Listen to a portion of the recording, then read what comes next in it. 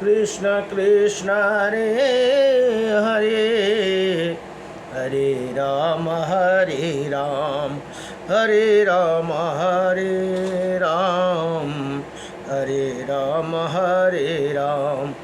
हरि ओम। स्वस्ति श्री गणेशाय नमः। ओम श्री सरस्वती नमः। ओम श्री वेदपुरुषाय नमः। ओम श्री मातृपेत्रचरणकमलेभ्यो नमः। ओम श्री गुरुचरणकमलेभ्यो नमः। ओम समस्त कुलदेवता चरणकमलेभ्यो नमः। ओम समस्त पितृदेवता चरणकमलेभ्यो नमः।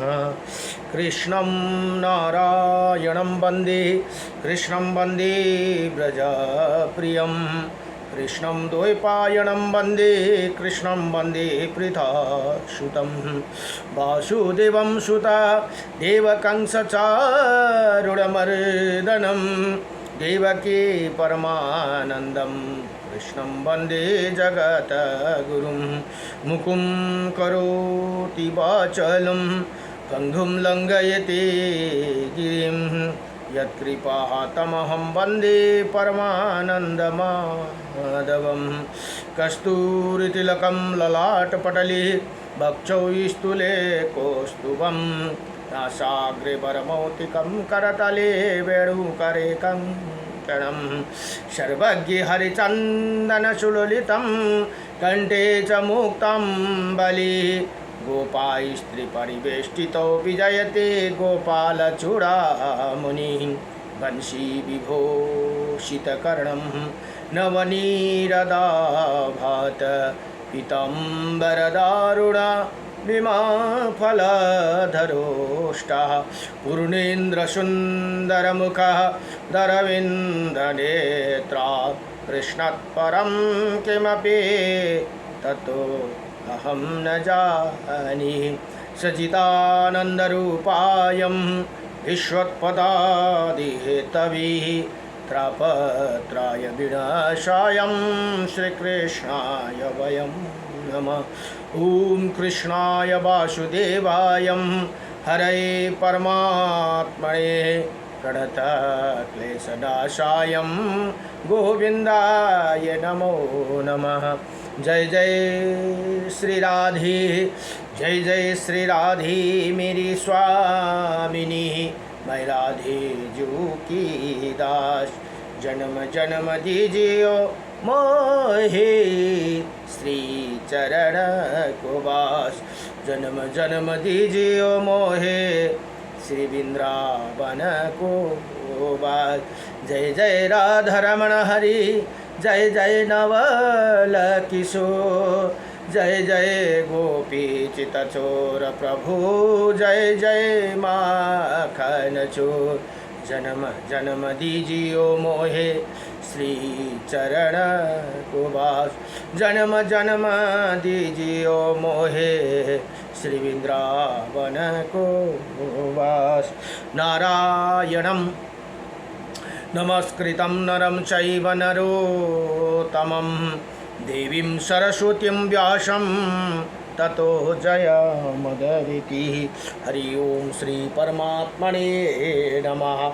ओम गुरुर्ब्रह्मा गुरुर्विष्णुः गुरुर्देव महेश्वरः, गुरुर्साक्षात् परं ब्रह्म तस्मै श्री गुरुदेव नमः।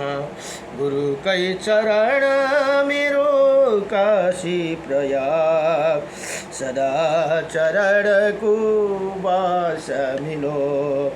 ब्रजरस को पुरली धुन त्यो मनमा सदा मेरो गुंजी रहो। गुरु कै चरण मेरो काशी प्रयाग, सदा चरण को वास मिलो। गुरु कै चरण को चरण अमृत ले, सकल शरीर यो भीजी रहो।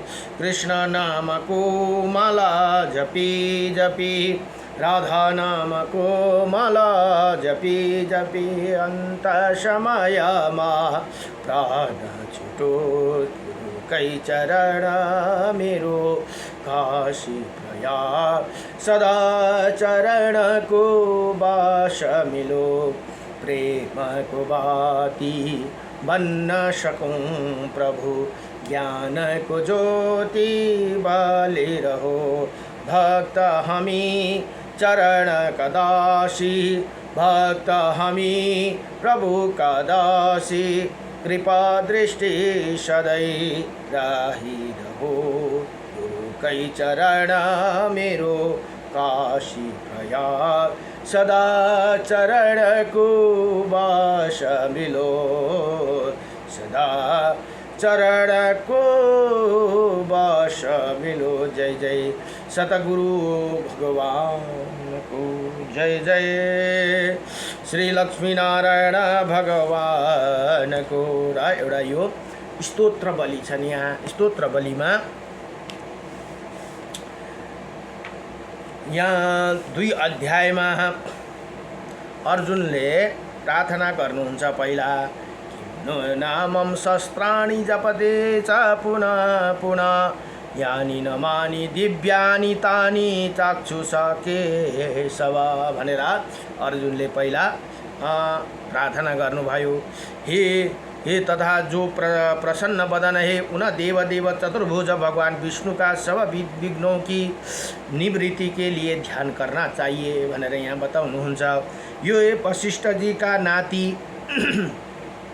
परपुत्र भनेको नातिलाई परपुत्र पनाति शक्ति के पुत्र पराशर जी पुत्र तथा सुखदेव जी की पिता उन्हें निष्पाप तम निधि व्यास जी को मैं वंदना करता हूँ भनेर यहाँ विष्णु रूप व्यास अथवा व्यास रूप श्री विष्णु को मैं नमस्कार करता हूँ।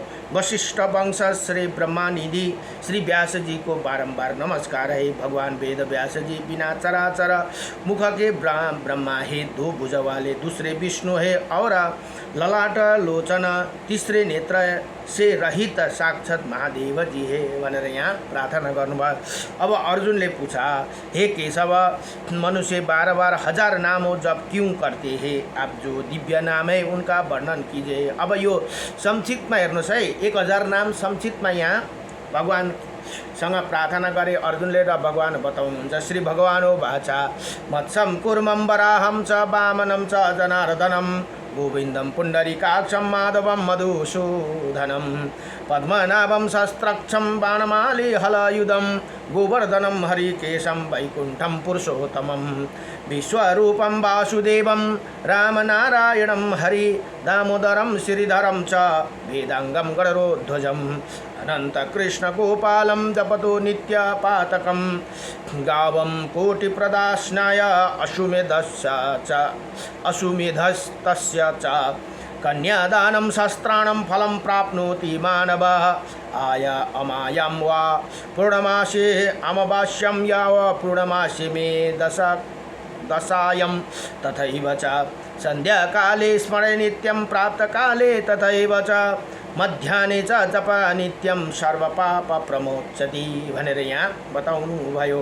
अब यति श्री कृष्ण अर्जुन संवादे श्री विष्णु अष्टविंशोत्तर नाम स्तोत्रम सम्पूर्णम। श्री भगवान भन्नुहुन्छ अर्जुनलाई, हे अर्जुन मत्स्य कुर्म वरा वामन जनार्दन गोविन्दम पुण्डरीकाक्ष माधवं मधुसूदनं पद्मनाभं शस्त्रक्षं वनमाली हलयुधं गोवर्धनं हरि ऋषिकेशौ वैकुंठं पुरुषोत्तमं विश्वरूपं वासुदेवं रामनारायणं हरि दामोदरम श्रीधरम वेदांगम गरुड़ध्वजम अनंत और कृष्ण गोपालम। इन नामों का जप करने वाला मनुष्य का भीतर पाप नहीं रहते। हेर्नुहोस् है, पाप कटाउनु छ भने यो स्तोत्र सधैँ जप्ने गर्नु हरे। र त 1 करोड गौदान र 100 अश्वमेध और 1000 कन्यादान का फल प्राप्त करता है। यो अझ 3 खेप जप्यो भने चाहिँ यो फल अवश्य पाइन्छ अरे।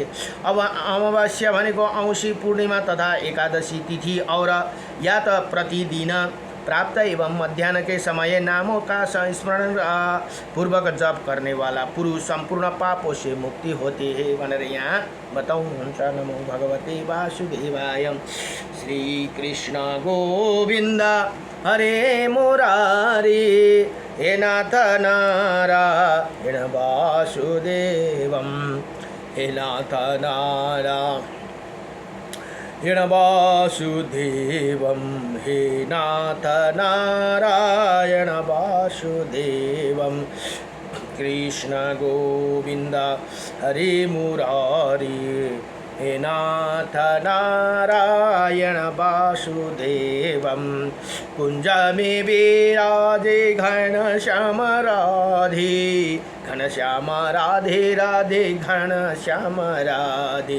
कुंज में विराजे घनश्याम राधे नारायणं नारायणं नारायणं नारायणं भजमन नारायणं नारायणं नारायणं नारायण।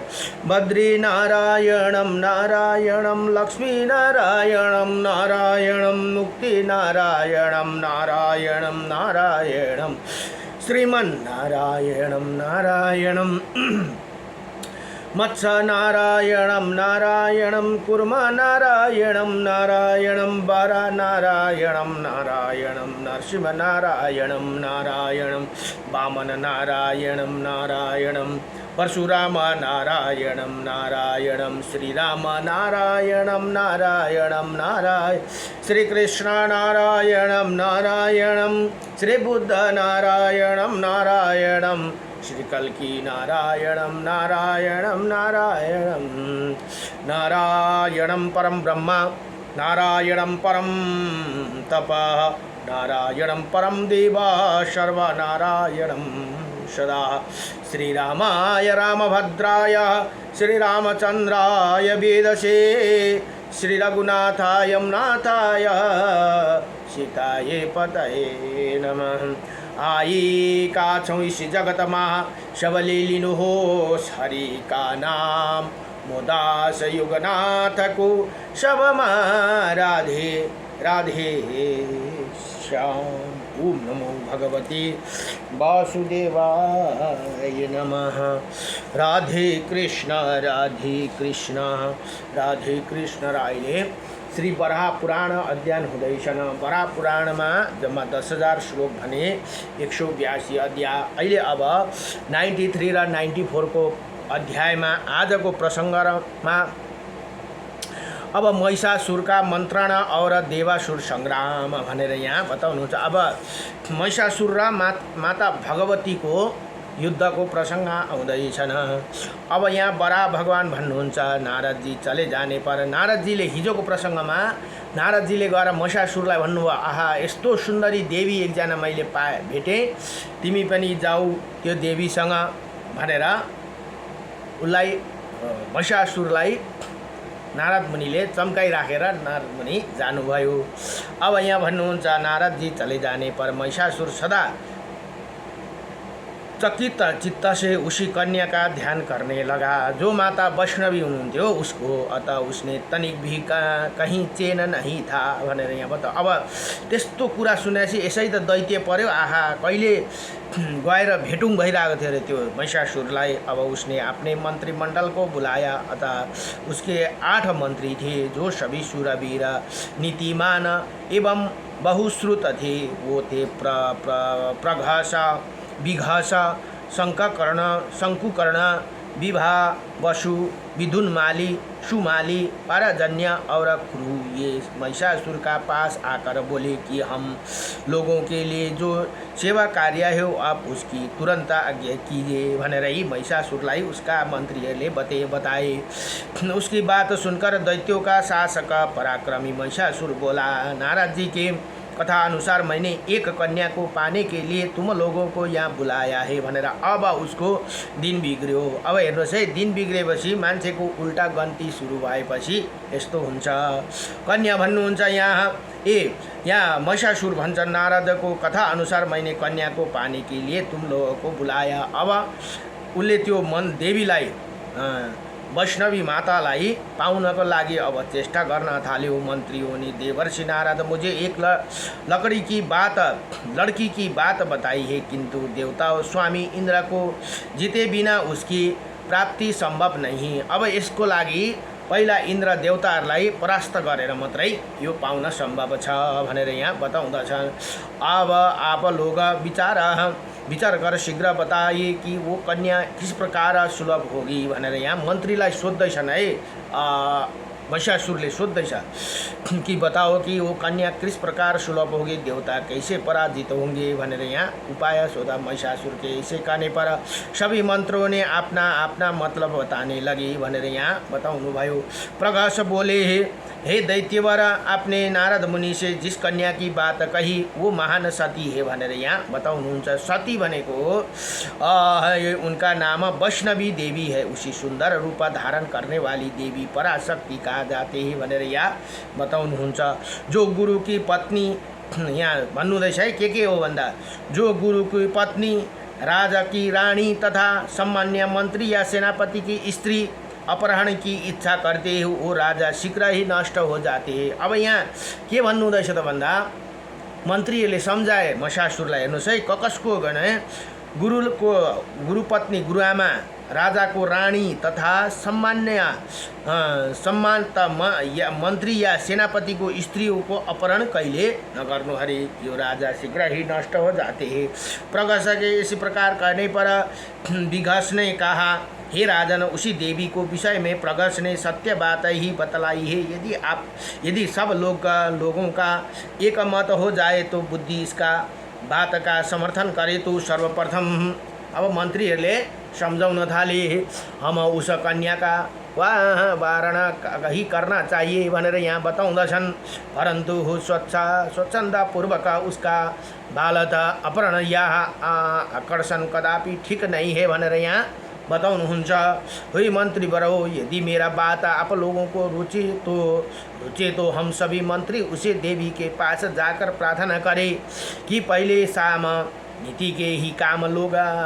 नीति से ही काम लेना चाहिए भनेर पहिला शाम भनेको सामने गएर बिन्ती गरेर भनेर यहाँ भन्दैछन् है ती मन्त्रीहरूले। नीति से ही काम लेना चाहिए, यदि इसमें काम ना बने तो हम लोग दान का आश्रय लेना चाहिए, इतने पर भी काम ना बने तो वो भेद नीति का सहारा लिया जाए, और यदि इतने पर भी काम ना बने तो अंत में दंड का काम दाम दंड भेद भन्छ नि, त्यही कारण अंत में दंड का प्रयोग करना चाहिए। इसी क्रम से नीतियों का प्रयोग करने पर भी यदि वो कन्या ना मिल सके तो हम सभी लोग अपने अस्त्र शस्त्रों से सुयोजित होकर चले और फिर बलपूर्वक उन्हें देवताओं से छीन ले भनेर यहाँ यसरी बताउँदछन्। विघस के इसी प्रकार कहने पर, यो विघस भन्ने मंत्री है महिषासुर को। इसी प्रकार कहने पर मंत्री बोले कि उस सुंदरी कन्या के विषय में विघस ने जो बात कही वो बहुत ही युक्त है भनेर यहाँ सबैजना उसकै बातमा मान्ने है भाई, हम लोग यथाशीघ्र वहाँ वही करे। अब शास्त्रों के जानकार नित्य क्या पवित्र तथा शक्ति संपन्न एक दूतों को वहाँ भेज दिया जाए भनेर यहाँ अब एक दूतलाई पठाउँ, हाम्रो जो समाचार लिएर जान्छ उसलाई दूत भनिन्छ। दूतको द्वारा उसके रूप पराक्रम शौर्य गर्व बल बंधुओं के संयोग सामग्री रहने के साधन आदि का जानकारी प्राप्त कर उसी देवी को प्राप्त करने के लिए प्रयत्न करना चाहिए भनेर यहाँ बस बताउनुहुन्छ। जब विघस ने सभा में ये बात कही तो सब लोग उसे साधु साधु बहुत ठीक है कहने लगे। सुंदरी ही तदंतर सभी मंत्रियों को मणि मंत्री श्रेष्ठ विघस की प्रशंसा की और साथ ही उसी देवी के देखने के लिए सभी लक्षणों से युक्त विधूत प्रभा नाम का दूत को भेजा भनेर यहाँ बताउनुहुन्छ। इधर महिषासुर के मंत्रियों ने मंत्रिमंडल के पुनः बैठक बुलाया और परस्पर परामर्श कर उसी कन्या को शीघ्र प्राप्त करने के लिए देवताओं पर आक्रमण विजय प्राप्त करने की सलाह दी भनेर यहाँ बताउनुहुन्छ। महिषासुर की सीने में उस समय 9 पद की संख्या असुर योद्धा थी। उसी अपने सेनापति विरूपाक्ष को संयुक्त युद्ध के लिए प्रस्थान करने की आज्ञा दी भनेर यहाँ बताउनुहुन्छ। अब यहाँ भन्नुहुन्छ भगवान बरा भन्नुहुन्छ माता पृथ्वीलाई, हे वसुन्धरे, इसी सारी सेना का साथ इच्छा अनुसार रूप धारण करने वाला महान पराक्रमी महिषासुर हाथी पर सवार होकर मंदारचल पर्वत पर पहुंचा। उसे वहीं पहुंचते ही देव समुदाय भागदौड़ मच गई और सभी असुर सैनिक अपने अपने शस्त्रों और वाहनों को साथ गंभीर गर्जना करते हुए देवताओं पर आक्रमण कर दिया भनेर यहाँ बताउनुहुन्छ। उनका तमूल युद्ध देखकर रोंगटे खड़े हो जाते थे। अंजना के समान काले नील कुक्षी मेघ वर्ण बालाहक उदारक्ष ललाटक्ष सुभीमा भीमा विक्रम और शोरभानु, इन्हें 8 दैत्यों मोर्चा पर वसुओं के मारना आरंभ किया। इधर ध्वक्ष ध्वस्त कर्ण शंकु कर्ण ब्रज के समान कठोर अंग वाले ज्योतिर्वीर्य विदुन्माली रत्नाक्ष भीमदुष्ट पिदुज्य अतिकाय महाकाय दीर्घबाहु और कृतकांत, ये महिषासुर की मंत्रीहरू नै यी प्रधान गिने जाने वाला 12 दैत्य युद्ध भूमि में आदित्यों को दौड़ा दौड़ा कर कृतान रक्ताक्ष हरण मृग नल यक्ष ब्रह्मा गोधन स्त्रीण और सर्वतर्क, इन 11 दैत्यों ने रुद्रों पर चढ़ाई कर दी। महिषासुर भी उसी देवताओं की और बड़े वेग से दौड़े और इसी प्रकार आदित्य वसुओं और रुद्रों के साथ अनगणित संख्या में असुर और राक्षस लड़ने लगे। उसी युद्ध भूमि में असुरों के द्वारा देवताओं के सैनिक बड़े परिमाण में नष्ट हो गई। अंत में देवताओं की सेना भागना हो गई और इंद्र तथा संपूर्ण देवता उसी युद्ध भूमि में ठहर न सकी। दानवों ने उन्हें अनेकों प्रकार का शस्त्र शूलों पटिशों और मृदगरों से अर्दित कर दिया था। अंत में दानवों पीड़ित होकर ये सभी देवता ब्रह्मा जी के लोक में गए भनेर यहाँ यति भनेर श्री बराह पुराण को 93 र 94 अध्याय संपूर्ण भयो। नमो भगवते वासुदेवाय हरे परमात्मने नमः। प्रणत क्लेशनाशाय गोविंदाय नमो नमः। सच्चिदानंद